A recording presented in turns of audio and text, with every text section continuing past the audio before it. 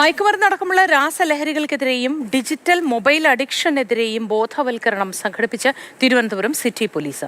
കുട്ടികൾക്കും അധ്യാപകർക്കും രക്ഷിതാക്കൾക്കുമായാണ് ജില്ലയിലെ വിവിധ സ്കൂളുകൾ കേന്ദ്രീകരിച്ച് ജില്ലാ പോലീസ് ബോധവൽക്കരണ പരിപാടി സംഘടിപ്പിച്ചത്.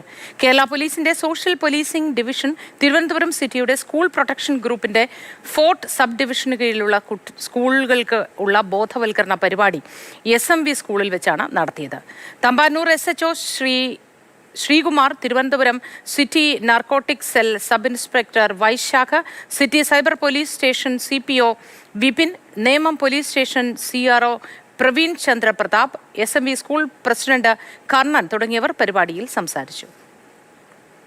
മുമ്പായിരുന്നെങ്കിൽ അവർ അധ്യാപകരുടെ ജോലി മാത്രം ചെയ്തിരുന്ന ഒരു കാലമുണ്ട്. അതായത് പഠിപ്പിക്കുക, കുട്ടികളെ ശാസിക്കുക, ശിക്ഷിക്കുക, വടി എടുത്ത് അടി കൊടുക്കുക, ഇങ്ങനെയൊക്കെയുള്ള കാര്യങ്ങൾ ചെയ്തിരുന്ന ഒരു കാലം മുൻപുണ്ടായിരുന്നു. അതിൽ നിന്നൊക്കെ മാറിയിട്ട് ഇപ്പൊ അധ്യാപകർക്ക് കുറെയൊക്കെ ദീർഘവീക്ഷണത്തോടു കൂടി പോലീസ് ഉദ്യോഗസ്ഥന്റെ ജോലി കൂടി ചെയ്യേണ്ട ഒരു കാലഘട്ടത്തിലാണ് ഇപ്പോൾ നമ്മൾ നിൽക്കുന്നത്.